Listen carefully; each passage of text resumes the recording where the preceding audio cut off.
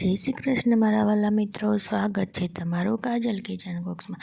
આજે હું લઈને આવી છું બહાર લારીમાં મળે તેવા શાક પૂરીની રેસીપી। જેના માટે સૌથી પહેલાં આપણે અહીં બાફેલા બટેટા લઈ લઈશું અને બટેટાને આપણે સારી રીતે કટ કરી લઈશું। આ રીતે આપણે બધા બટેટાને કટ કરી લઈશું।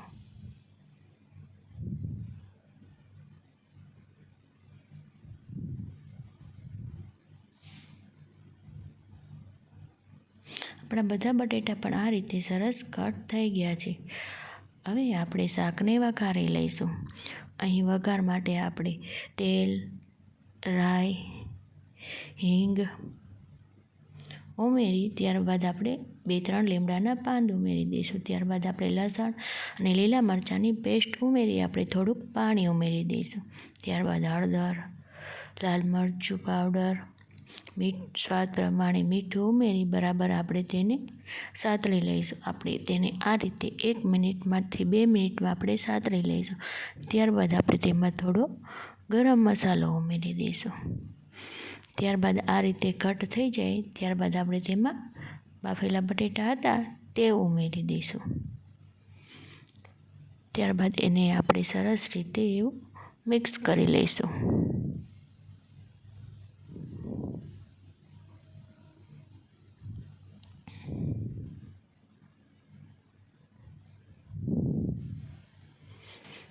તો હવે આપણું શાક પૂરીનું શાક પણ સરસ રીતે તૈયાર થઈ ગયું છે। હવે આપણે તે સાઈડમાં મૂકી હવે આપણે લોટ બાંધી લઈશું પૂરી માટે।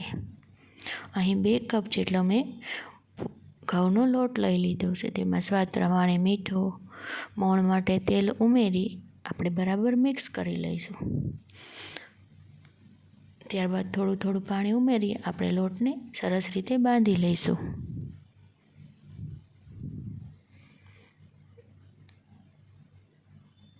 આ રીતે આપણે લોટને સોફ્ટ નરમ એવો આપણે બાંધી લઈશું। ત્યારબાદ આપણે તેમાં તેલ ઉમેરી પાછું આપણે તેને થોડી વાર માટે મસળી લઈશું।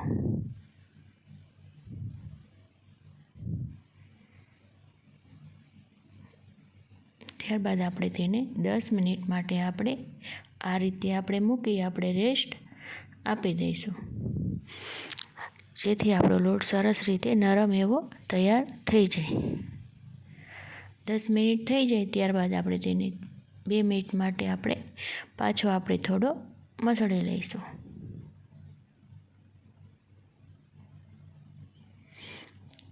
ત્યારબાદ આ રીતે ચીકણો થઈ જાય ત્યારબાદ આપણે તેના નાના આપણે લુવા વાળી લઈશું। આ રીતે આપણે જે સાઈઝની પૂરી બનાવી હોય એ સાઈઝના આપણે લુવા વાળી લઈશું।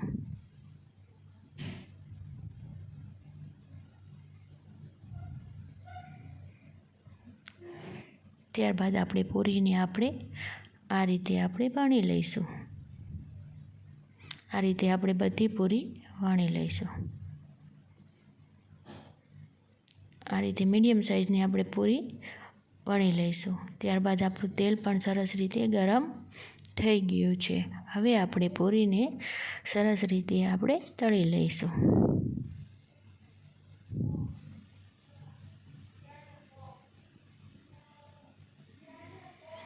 આ રીતે આપણી પૂરી પણ સરસ રીતે ફૂલીને તૈયાર થઈ ગઈ છે।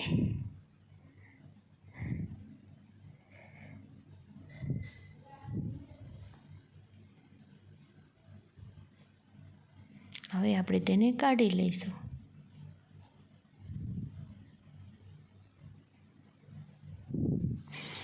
ત્યારબાદ હવે આપણું શાક અને પૂરી પણ સરસ રીતે બહાર જેવું લારી જેવું તૈયાર થઈ ગયા છે। જો વિડીયો સારો લાગ્યો હોય તો લાઈક કરો, શેર કરો અને મારી ચેનલને સબસ્ક્રાઈબ કરો।